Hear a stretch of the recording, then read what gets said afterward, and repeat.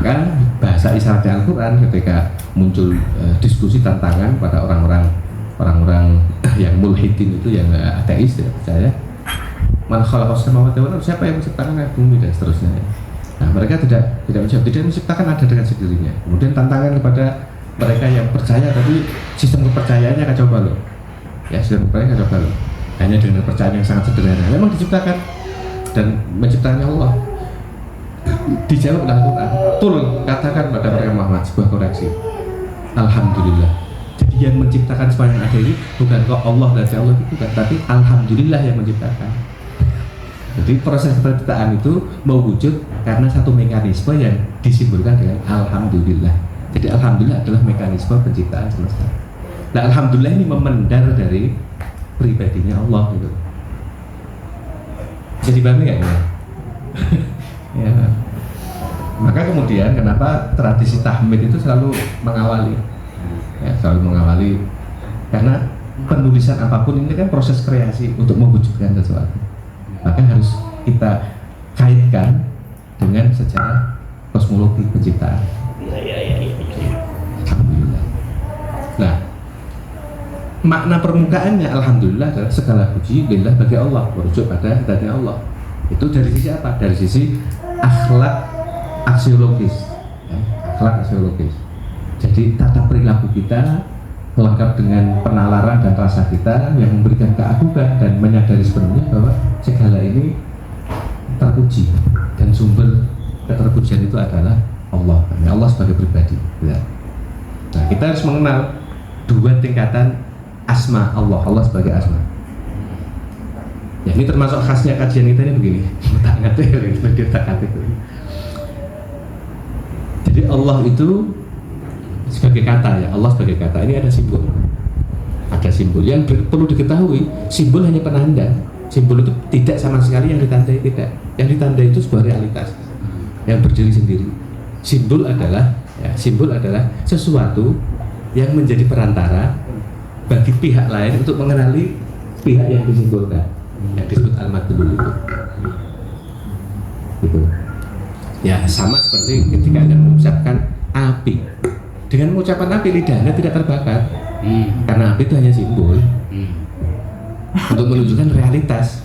Yang realitas itu bukan apa yang ada di dalam kata api itu, tidak. Yang ada di dalam kata api adalah sebuah konsep pemahaman yang merujuk pada realitas yang terjadi.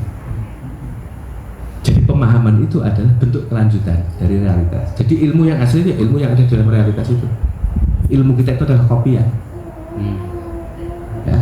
Maka wa ma utitu minal ilmi illa qalila, maksudnya itu. Jadi ilmu selain ilmunya Allah itu adalah kopiah. Ilmunya Allah itu adalah asli.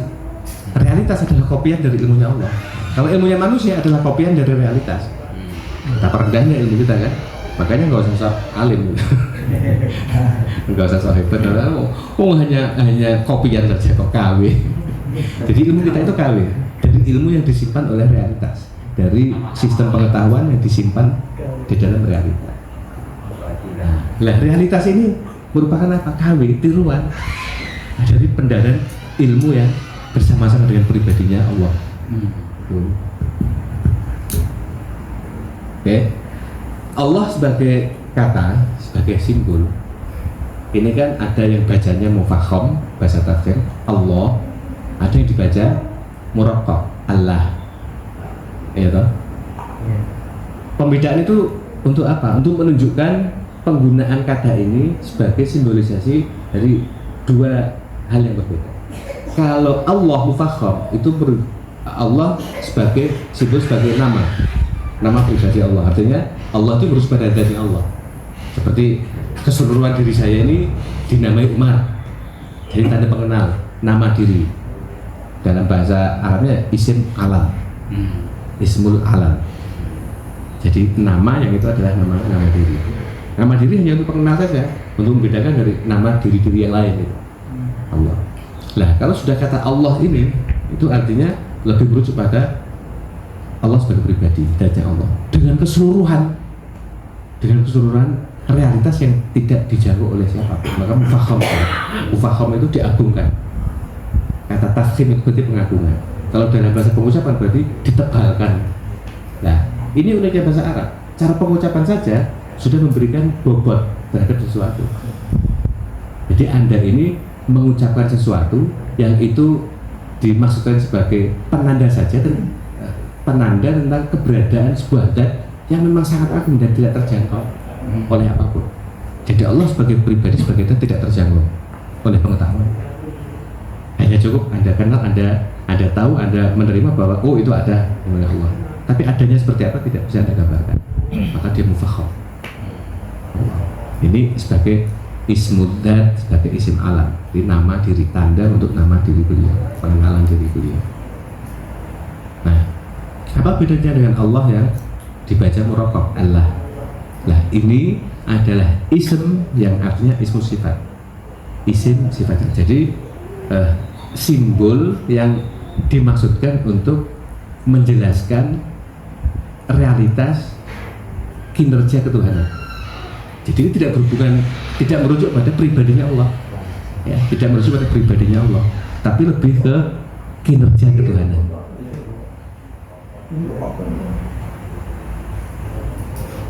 Lebih pada kinerja ketuhanan. Jadi misalnya ini sebetulnya begini, beda antara pencuri dan sang pencuri. Sang pencuri itu kan sesuatu yang sudah melekat. Memang dia profesinya tidur pun dia sebagai sang pencuri gitu. Meskipun tidak sedang melakukan pencurian. Tapi kalau pencuri, nah ini adalah kata yang digunakan untuk menandai keberadaan orang yang sedang melakukan tindakan pencurian. Nah ini mekanisme kerja. Itu berhubungan dengan dengan pendaran sifat yang melekat pada pribadi sang pencuri itu tadi. Jadi sang pencuri bisa jadi dia melakukan hal yang tidak mencuri, sedang memberi. Jadi sang pencuri yang memberi. Ada sang pencuri yang pencuri. Artinya saat mencuri dia adalah pencuri yang dilakukan pribadi yang sang pencuri. Nah, ini bedanya yang mufakham dan yang orang ism dzat dan ism sifat itu di situ. Nah, konsep alhamdulillah dalam pendekatan ini itu kan dibaca muraqab kan, tidak alhamdulillah, alhamdulillah. Ini ada sebuah rangkaian, ya, sebuah rangkaian bahwa di sini adalah asma yang artinya isim sifat. Jadi sedang membahas, bukan membahas pribadi Allah, tapi membahas sebagian model, ya, sebagian model dari cara kerja Tuhan yang disebutkan dengan nama Allah. Yang disebutkan dengan nama Allah. Nah, lam itu bentuk tersambungan asma Allah yang bekerja dengan prinsip apa? Dengan prinsip alhamdu. Jadi prinsip alhamdu yang menempel pada mekanisme kerja ketuhanan yang disebut Allah, inilah yang melakukan proses penciptaan. Jadi Allah maha tinggi dari melakukan itu. Gagasannya langsung menjadi proses penciptaan. Jadi Allah tidak menciptakan, itu maksudnya begitu. Jadi semua keberadaan ini diawali proses penciptaannya oleh kerja asmanya yang disebut Allah dengan prinsip alhamdu. Kayak gini nih repot apa enggak? Kayak gini repot apa enggak ya? Jelas. Lebih jelas ya. Maka Al-Quran mengisyaratkan itu. Qul, katakan pada mereka Muhammad, man khalaqas samawati wal ardh. Nah, khalaqa sendiri itu apa? Khalaqa itu proses mewujudkan, mematerialisasikan, ya, gagasan menjadi sesuatu yang material. Jadi sesuatu yang mewujud dengan desainnya yang sudah tertentu. Jadi bukan wujud konseptual lagi, tapi sudah wujud objektif. Bukan wujud konseptual yang menempel di dalam gagasan orang yang ingin mewujudkan. Jadi kan ada wujud konseptual, ada wujud konseptual ini wujud abstrak, ya. Kemudian ada wujud material, ini wujud objektif.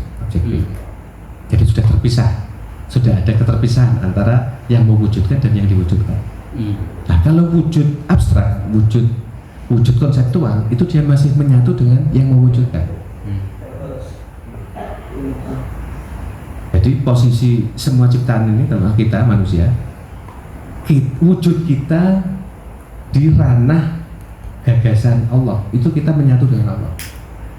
Tapi wujud kita yang berupa wujud konseptual, wujud abstrak kita, wujud konseptual, tidak wujud material kita. Maka disebutkan fanafaktu fihi min ruhi. Jadi sebelum kita itu memiliki wujud material yang terpisah dengan Allah, kita ini memiliki dimensi wujud abstrak, wujud konseptual yang bersama-sama dengan Allah. Karena wujud kita berada di dalam gagasannya Allah. Kalau dalam bahasa Injil kan awalnya adalah firman, kemudian firman itu mewujud dengan darah dan daging. Dan itu disyaratkan oleh Al-Quran bahwa semua realitas keterciptaan berada disebut kalimatullah, kalimat-kalimat Allah, firman-firman Allah. Itu. Lah, berarti siapa yang memisahkan antara keberadaan kita dengan keberadaan pribadi Tuhan? Yang membuatnya terpisah ya adalah konfirmanan itu. Ketika kita difirmankan kita terpisah. Tapi wujud asal kita dalam ranah wujud abstrak, wujud konseptual kita bersama-sama dengan Allah. Jadi paham ya? Ini sudah kecium nggak nada widatul wujud?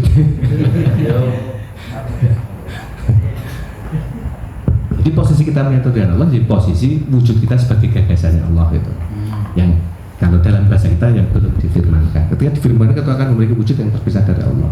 Maka kemudian muncul rumus di dalam ilmu tasawuf yang khas Ibnu Arabi itu, tasawuf wahdah itu adalah ada konsep yang disebut sebagai al-jam'u wal farqu. Kondisi kita di dalam unity dan kondisi kita di dalam diversity, unity and diversity, menyatu dan terpisah.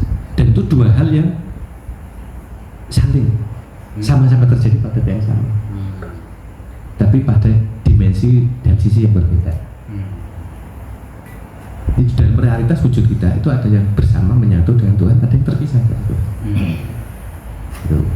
Itu namanya al-jam'u wal farqu. Kalau rahasia rumus ini Anda pahami, maka Anda akan mengalami satu situasi kondisi kebatinan, baik kondisi kebatinan yang bersifat kognitif, pengetahuan maupun emosional, rasa, yang Anda ini sudah melampaui sekat-sekat dualitas. Ya, susah, senang, kaya, miskin, dan seterusnya, ini kan dualitas. Anda sudah melampaui itu, Anda tidak terjebak oleh suasana.